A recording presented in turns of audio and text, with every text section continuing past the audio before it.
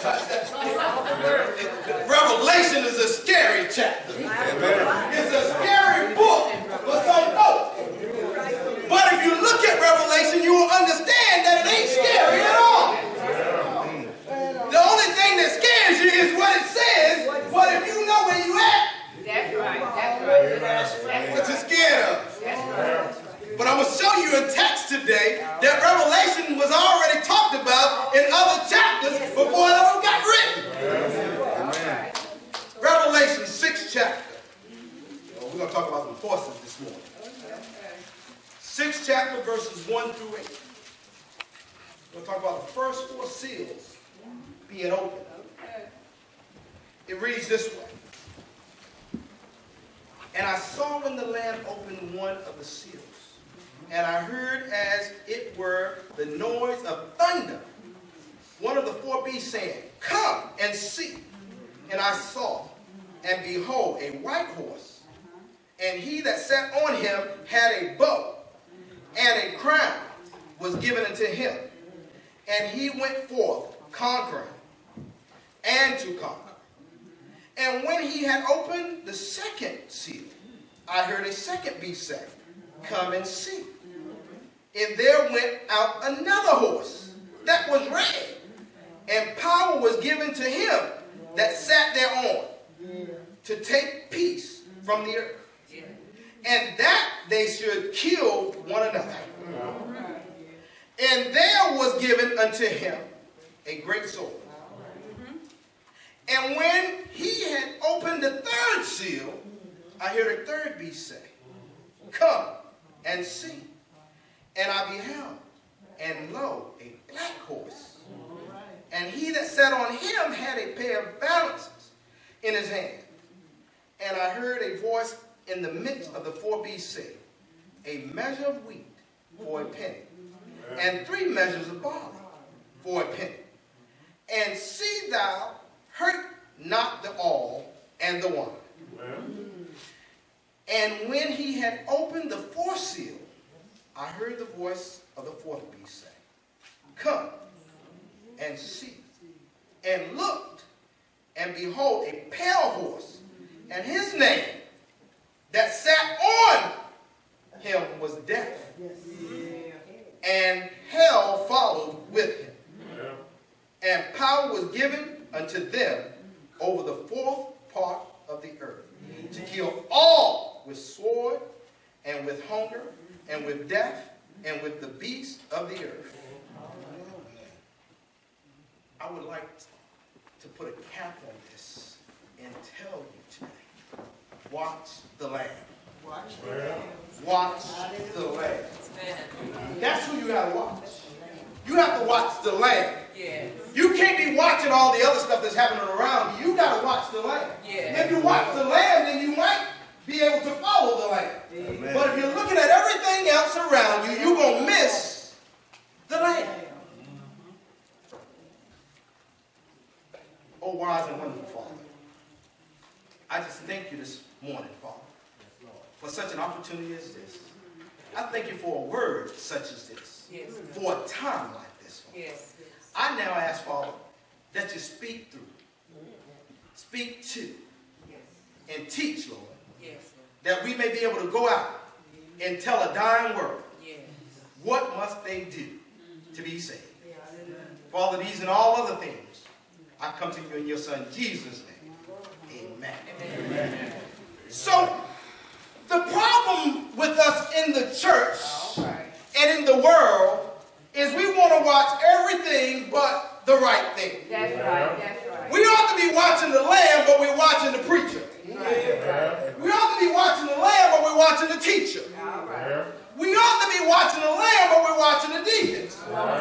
We're watching everybody but the Lamb. So when I look at this text, I had to look to see what was it about these 4 horses.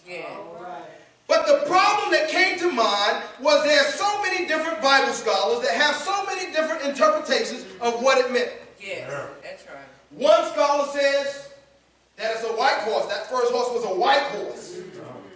So it was representation of good. One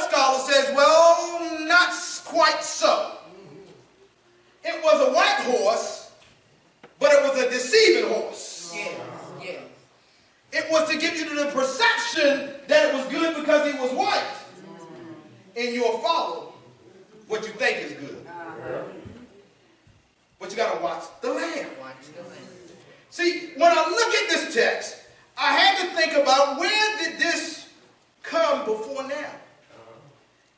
Daniel, the 9th chapter, 24-27, tells us about the 70th week. This story fits in the midst of that. Yeah. Daniel already prophesied it, but we didn't get it in detail. But see, if I stopped there, I wouldn't give you enough information for you to know that the story was already told by the Lamb himself. If you go into Matthew 24:4-9, Mark 13:6-12, Luke 21:8-16, Jesus himself told about this situation. He told them exactly what was going to happen. Why? Because they was on the Mount of Olives and they asked the question, how will we know, God, when the end's going to come? And he said these things. Verse 1 and 2, it says, and I saw there were a lamb open one of the seals. And as I heard, it were the noise of thunder. This is an angel speaking. One of the 4 angels that's on the corners of the throne. Yes. A voice of thunder. And he says, come and see. He wasn't talking to John. John is giving a vision, but he wasn't talking to John. He was talking to the horseback rider. Come and see. And I saw, and behold, a white horse, and he that sat on him had a bow. Remember the bow. And a crown was given unto him. And he went out forth conquering and to conquer the bow. I would have believed the one scholar when he said that that might be a representation of Christ, except for the fact that he had a bow. And the scripture says that when Jesus comes, it will be a sword. Amen. That ought to clear up something for somebody. Right. That tells me that cannot be Jesus. Amen.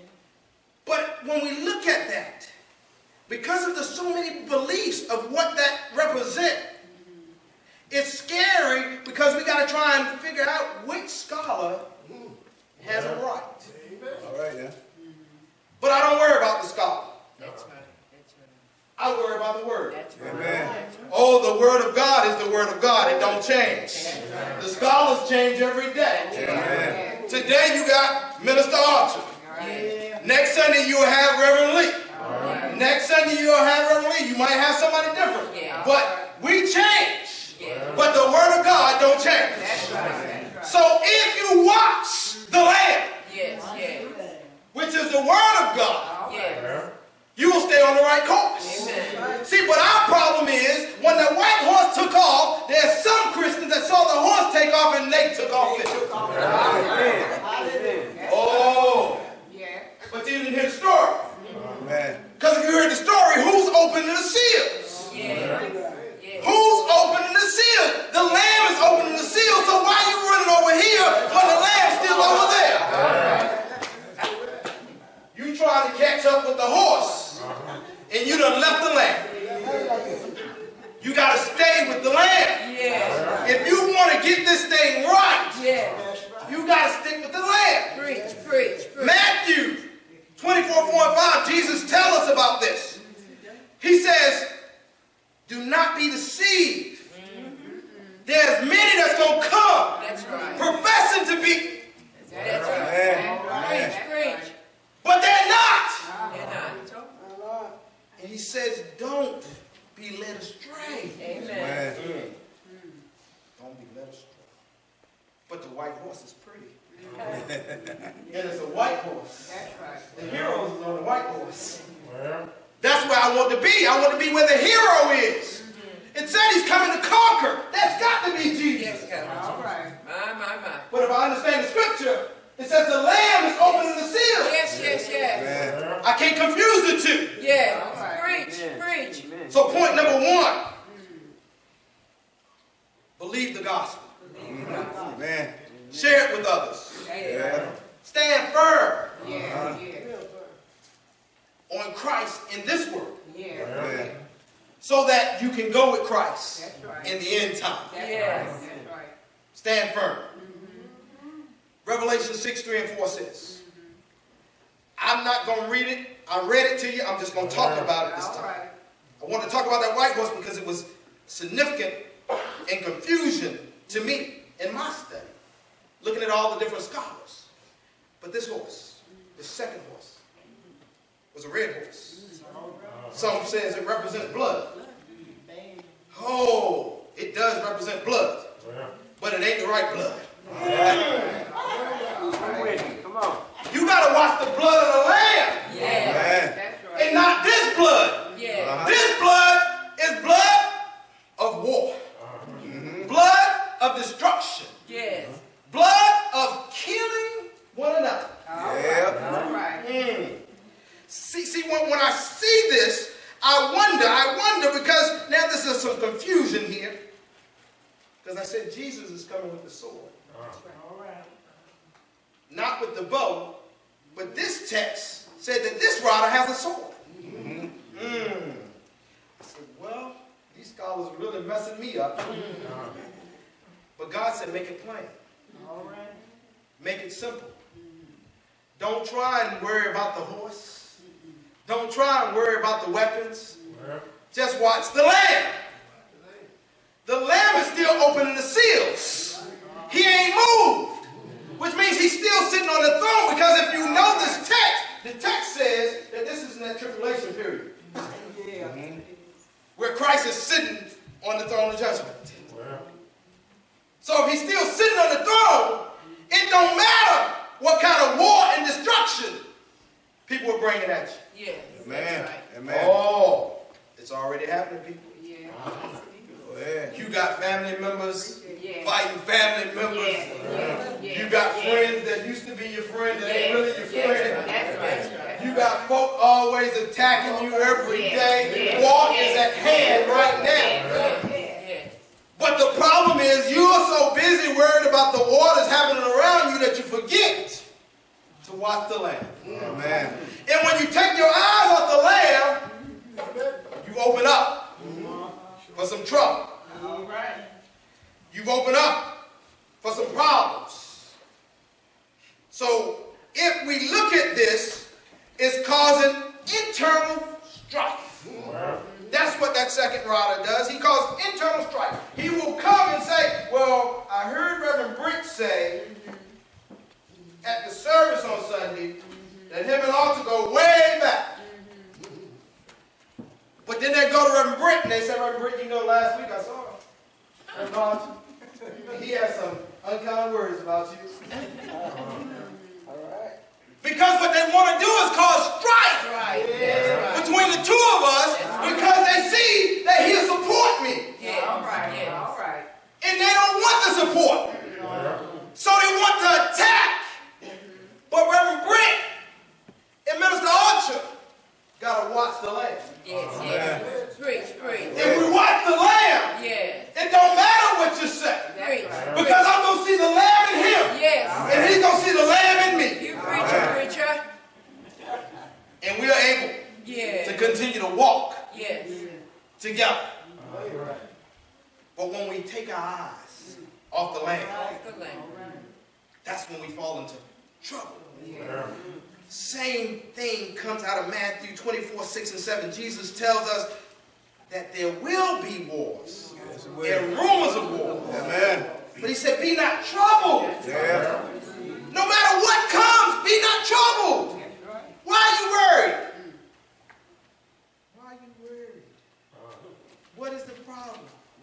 Did you not remember what the prophet Isaiah told you? He said that I am your peace. Amen. So if you keep your eyes on the Lamb, All right. you see peace. Amen. So the wars don't matter. Because there's wars over there and there's wars over there, but there's none nigh you. All right. Thousands will fall around you. Yes. I just know that if you keep your eyes on the Lamb, everything will be all right. Amen. Let's look at this third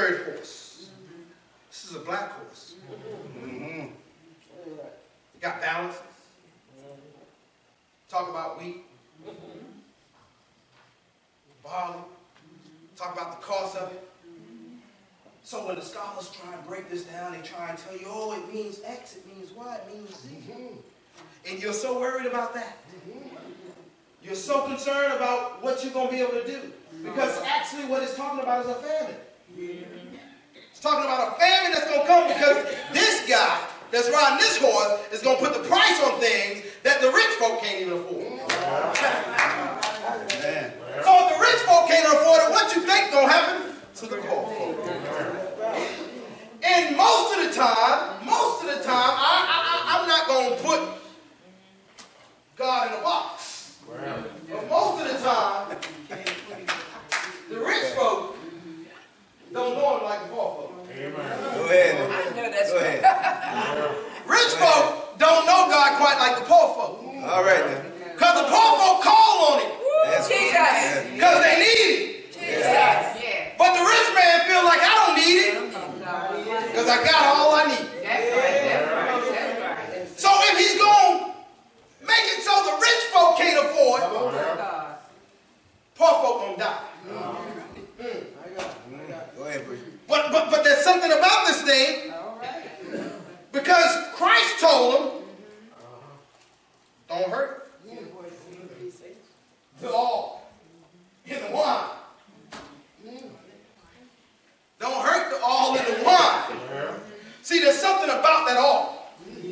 See, the wheat in the bottom, wind can come and shift it. But that all has deep roots. They go deep in the ground. And you got to really destroy the land to truly destroy it.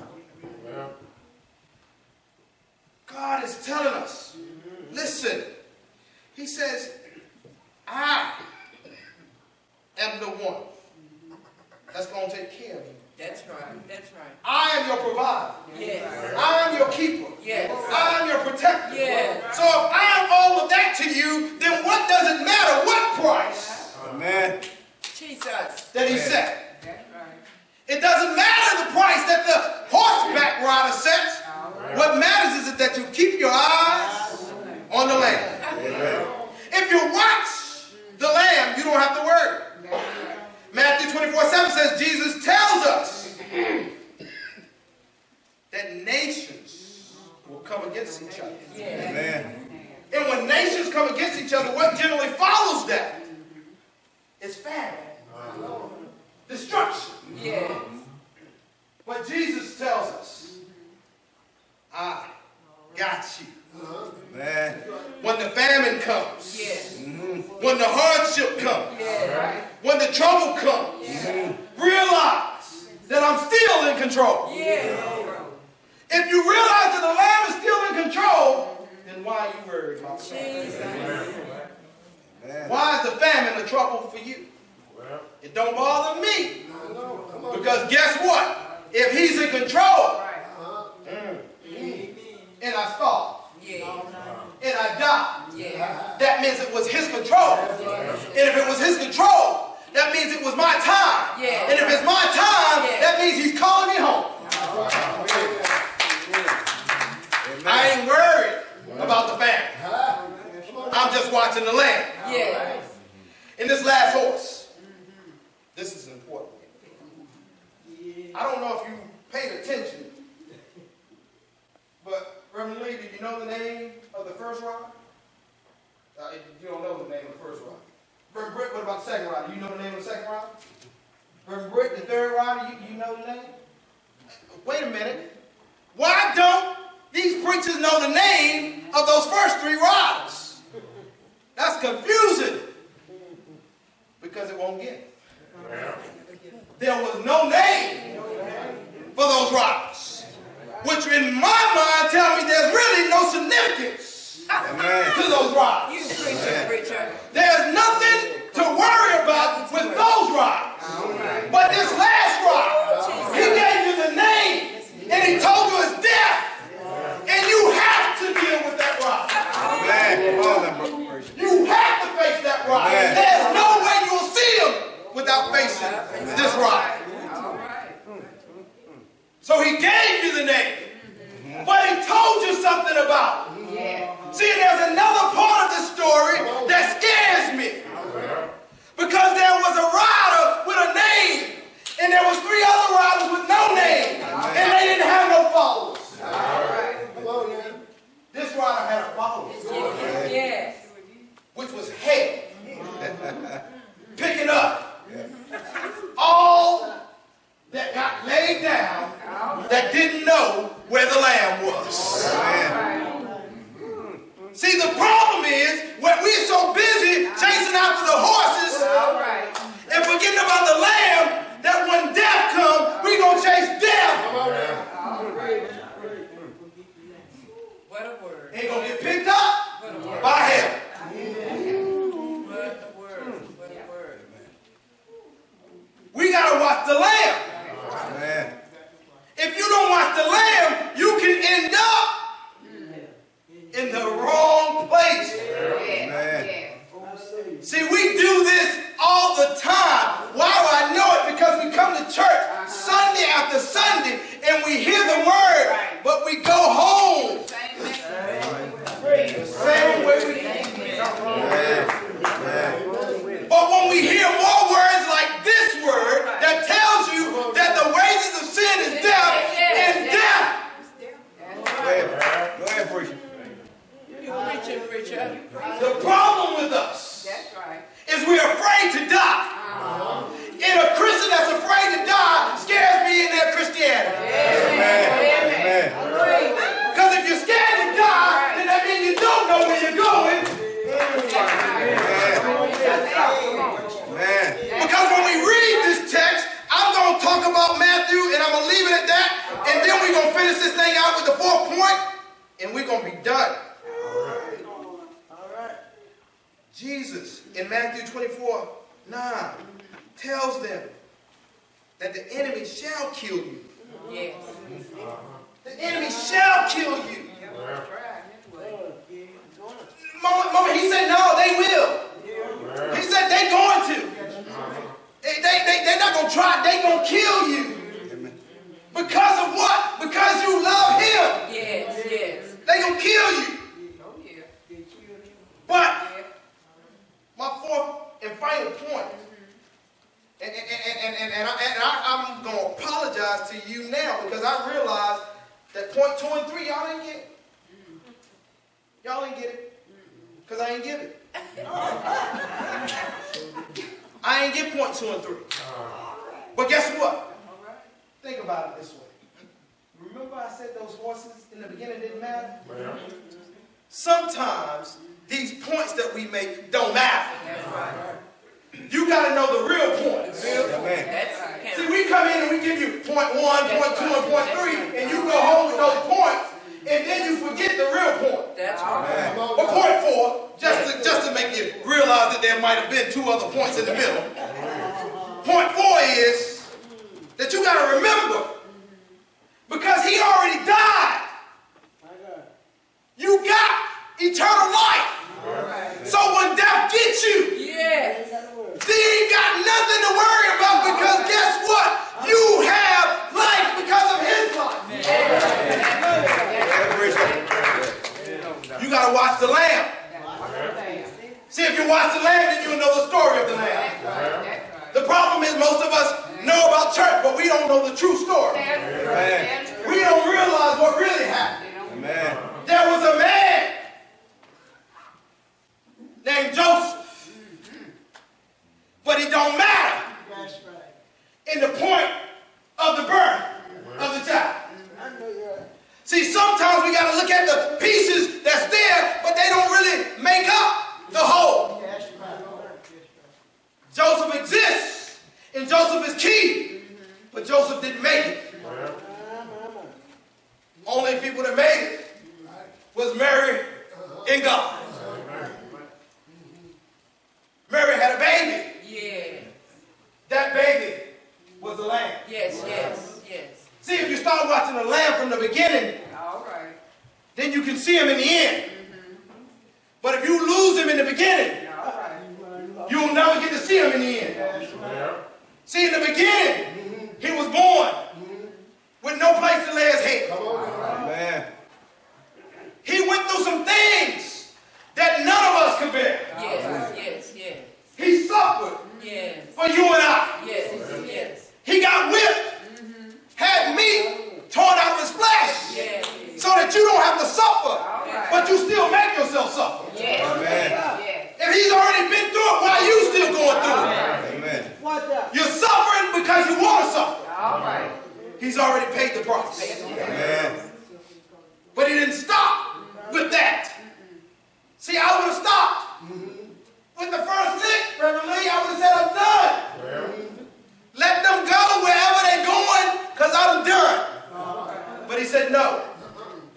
If it be your will, Father, I will finish this thing out. That's right. I will do what you asked me to do. Yeah. And he went up on that cross. Couldn't kill him. They couldn't do it. But guess what? I'm going to tell y'all a secret. This one, I might whisper it. I want somebody to know this that don't know. But y'all kill him every day. Amen. Amen. You're killing him every day. When you don't do the things that he required you, you're still killing him. Amen. You still got him on the cross. Amen. But he went on that cross, and they couldn't kill him.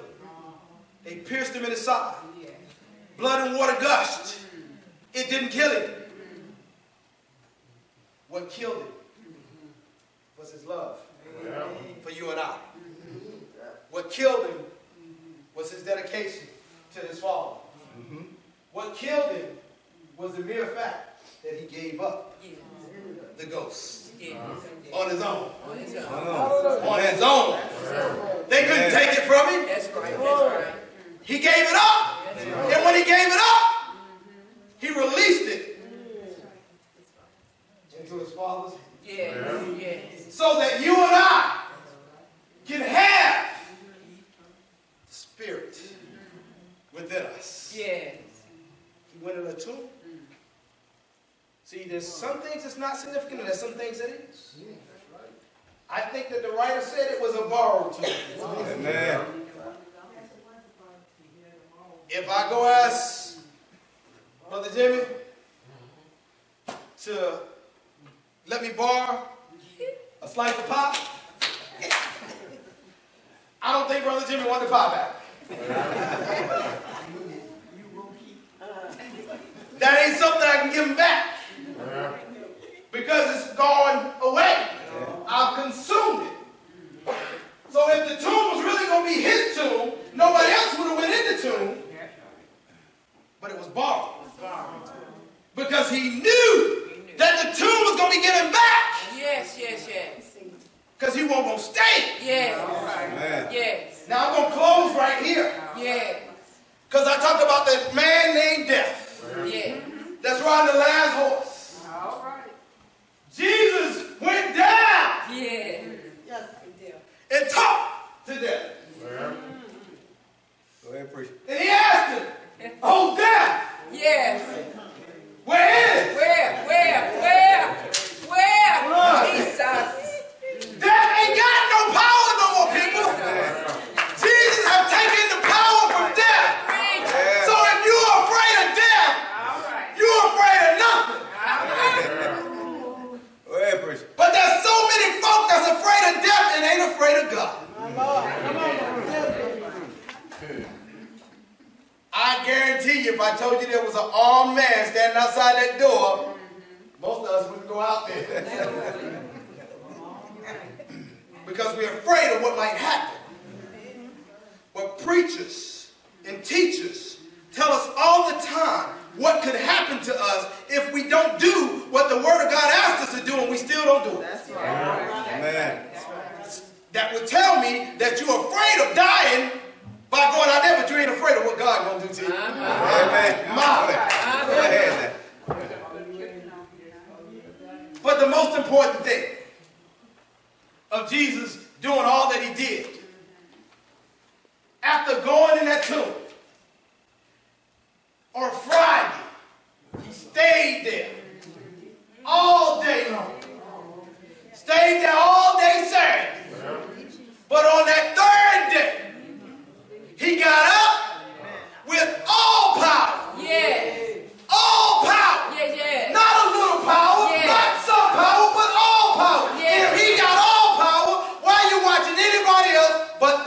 Yeah.